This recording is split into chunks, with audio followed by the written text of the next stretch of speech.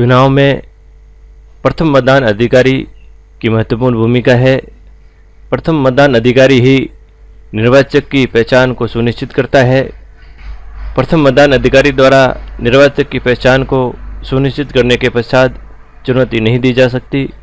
आइए जानते हैं प्रथम मतदान अधिकारी के कार्य एवं दायित्व। प्रथम मतदान अधिकारी के कार्य एवं दायित्व। बिंदु 1, प्रथम मतदान अधिकारी निर्वाचक नामावली की चिन्हित प्रति का भार साधक होगा।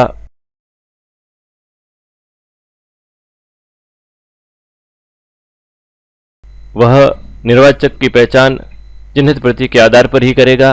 स्त्री पुरुष मतदान प्रतिशत, आयु मतदान प्रतिशत वह चिन्हित प्रति के आधार पर ही निकालेगा।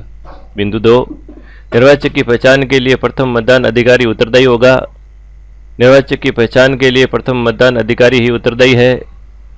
प्रथम मतदान अधिकारी तक ही निर्वाचक की पहचान को चुनौती दी जा सकती है।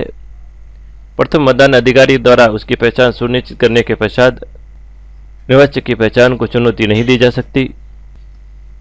बिंदु 3, निर्वाचक की पहचान का सत्यापन समुचित रूप से निर्वाचक नामावली में की गई प्रविष्टि के संदर्भ में करना चाहिए।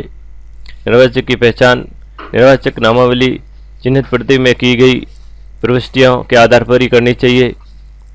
उसमें की गई प्रविष्टियाँ ही मान्य है और उसी के आधार पर ही उसकी समुचित रूप से पहचान करनी चाहिए।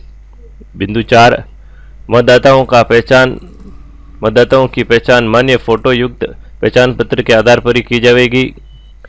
निर्वाचन विभाग द्वारा मान्य फोटो युक्त पहचान पत्र के आधार पर ही मतदाता की पहचान की जाएगी।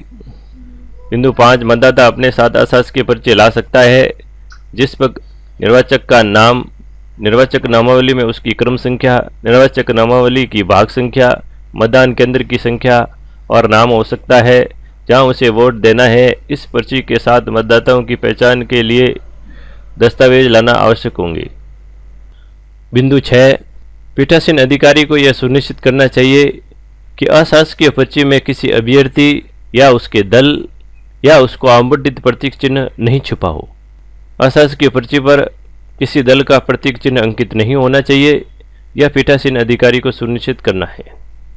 बिंदु 7, अशासकीय पहचान पर्ची भी निर्वाचक नामावली में किसी निर्वाचन से संबंधित प्रविष्टियों को पता लगाने में सहायता करेगी, लेकिन यह निर्वाचक की पहचान को सुनिश्चित करने का मान्य दस्तावेज नहीं है। इसके साथ उसे फोटो युक्त पहचान पत्र से उसकी पहचान करना आवश्यक है। 8, प्रथम मतदान अधिकारी पहचान पर्ची लेकर निर्वाचक नामावली में पुष्टि की क्रम संख्या को पढ़ेगा। बिंदु 9, उस व्यक्ति को अपना नाम जोर से बोलने के लिए कहेगा। यदि आवश्यक हो तो प्रविष्टि से संबंधित अन्य विशिष्टताओं के लिए भी कहेगा ताकि यह सुनिश्चित हो सके कि पहचान पर्ची द्वारा प्रस्तुत करने वाला व्यक्ति ही वास्तविक मतदाता है।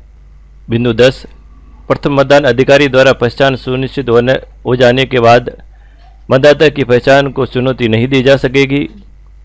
प्रथम मतदान अधिकारी तक ही मतदाता की पहचान को चुनौती दी जा सकती है। प्रथम मतदान अधिकारी द्वारा पहचान सुनिश्चित करने के पश्चात उसको चुनौती नहीं दी जा सकेगी।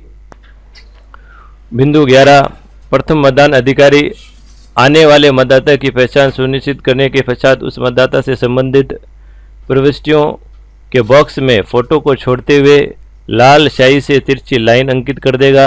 फोटो पर लाइन नहीं करनी है, फोटो को छोड़ते हुए तिरछी लाल लाइन अंकित कर देगा।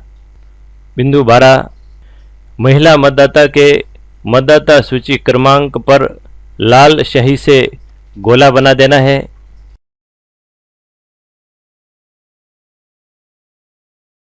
बिंदु 13, जिन मतदाताओं की निर्वाचक फोटो पहचान पत्र यानी वोटर आईडी के आधार पर की जाएगी उनके नाम के आगे ई अंकित किया जाएगा।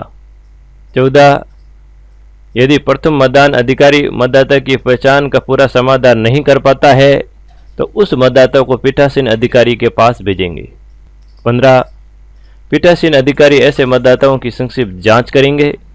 16, अल्पायु के मामले पीठासीन अधिकारी के द्वारा तय किए जाएंगे। 17, यदि मतदाता की पहचान को चुनौती देनी है तो इसी स्तर पर देनी है। प्रथम मतदान अधिकारी तक ही मतदाता की पहचान को चुनौती दी जा सकती है। प्रथम मतदान अधिकारी द्वारा मतदाता की पहचान सुनिश्चित करने के पश्चात मतदाता की पहचान को चुनौती नहीं दी जा सकती। 18 मतदाता सूची फोटो युक्त है। यदि इसके मुद्रण में त्रुटिवश किसी मतदाता का फोटो, आयु, लिंग या नाम गलत मुद्रित हो गया है, परंतु ऐसे मतदाता की पहचान अन्यथा सुनिश्चित हो जाती है, तो उसे मत देने के लिए अनुज्ञात किया जाएगा। चिन्हित प्रति में किए गए अंकन के आधार पर ही प्रथम मतदान अधिकारी को महिला पुरुष मतदान प्रतिशत, आयु मतदान प्रतिशत ज्ञात करना है। इसके लिए भी वोटिंग परसेंटेज के नाम से एक अलग वीडियो बनाया गया है, वो आप देख सकते हो। धन्यवाद साथियों।